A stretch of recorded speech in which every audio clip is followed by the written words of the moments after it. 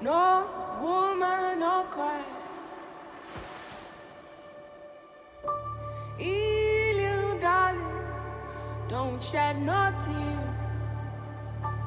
No woman, no cry.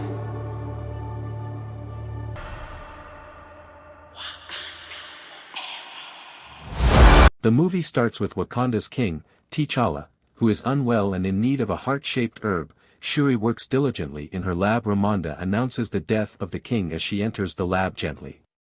Wakanda is still experiencing issues with other countries desiring its vibranium a year later. The Dora Milaje apprehend French soldiers who attempt to break into their position. Later, Ramonda discusses the French heist with the UN and makes the information public. She assures the nations that they will continue to battle even without the Black Panther. Before then, the people in Yucatan contracted the plague in 1571.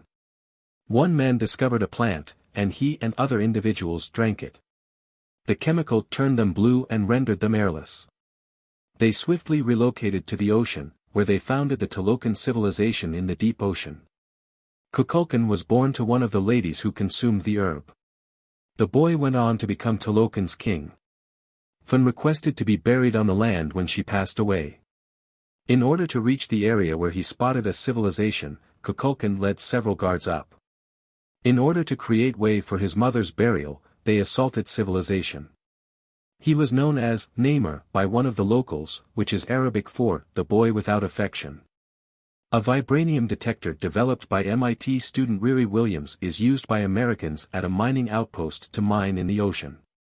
They employ this method to locate vibranium in the sea. Suddenly, Talacanals assault them since they don't want them stealing their vibranium.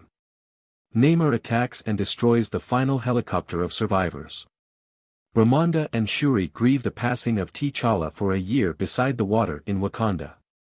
Although Shuri is not entirely prepared for this, they burn their burial robes to symbolize the end of the period of grief. Then Namor shows up, crossing the border while submerged in water. He tells them about Talokan and asks for their assistance in stopping outsiders from stealing vibranium. He also says that Talokan also contains vibranium, making Wakanda not the only place to have it. Ramonda reprimands him after becoming alarmed by his presence. He informs them that he will murder the inventor of the machine, and while they are welcome to assist him, they must not stand in his way. When Shuri and Okoye visit Everett Ross, despite potentially disclosing sensitive information, he provides them with the young scientist's name and whereabouts. Then, in order to locate Williams, Okoye and Shuri travel to Cambridge, Massachusetts. When they pursue her to her garage, she reveals that she is creating an Iron Man-style suit of armor. However, the FBI is keeping an eye on them. Williams escapes wearing her armor, Okoye escapes in a vehicle, and Shuri escapes on a motorcycle. They unexpectedly run across Talacanals, Atuma, and Namora. After a brief battle, Williams and Shuri are taken prisoner.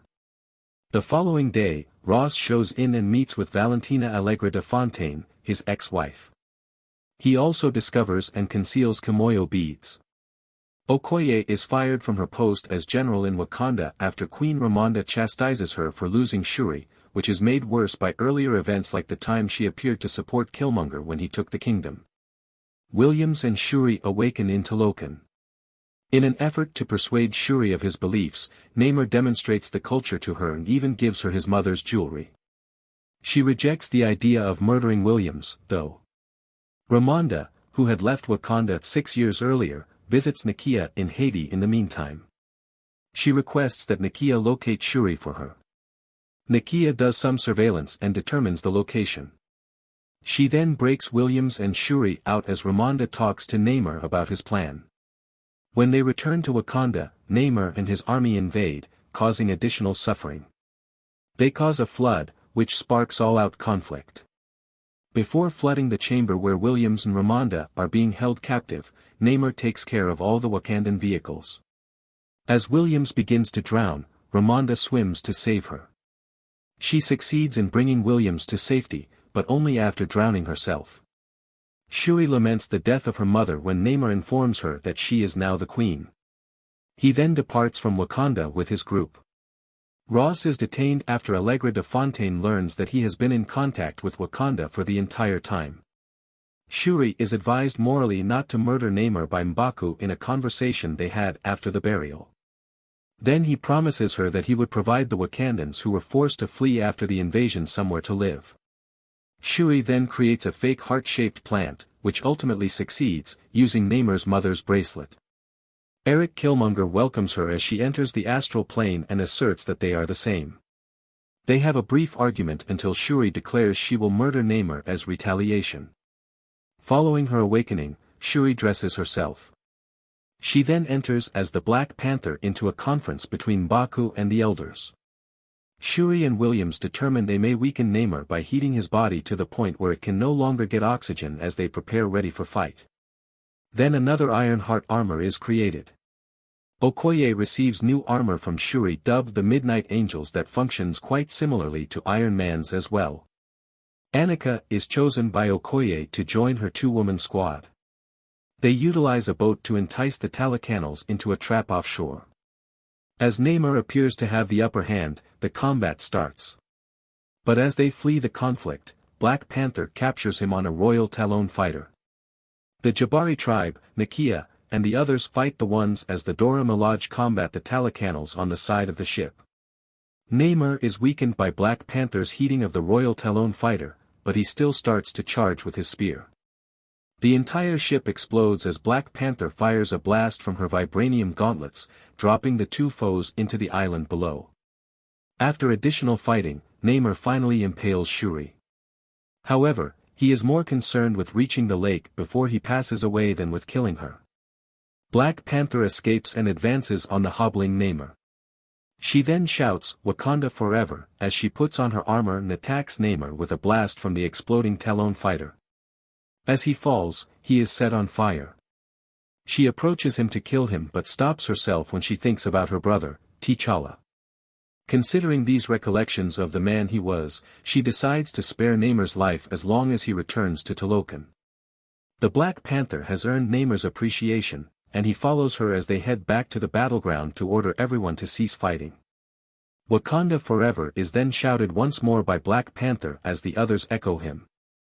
Williams doesn't bring her armor back to MIT afterwards since the Wakandans do not want any controversy if they let her to retain it.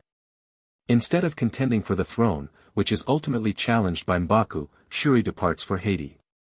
Later, when Atuma welcomes him, Namor paints in his chamber. She is reassured by Namor that their new partnership with Wakanda would be advantageous. Okoye frees Ross while he is being transported to jail. Before heading to the beach in Haiti to burn her traditional burial robe in accordance with Ramonda's instructions, Shuri meets with Nakia there. This gives her the opportunity to finally grieve TChalla. In a scene during the middle of the credits, Shuri finds out that Nakia and TChalla have a son named Toussaint, who Nakia has been raising covertly away from the demands of the monarchy. Toussaint discloses that TChalla is his Wakandan name. No cry.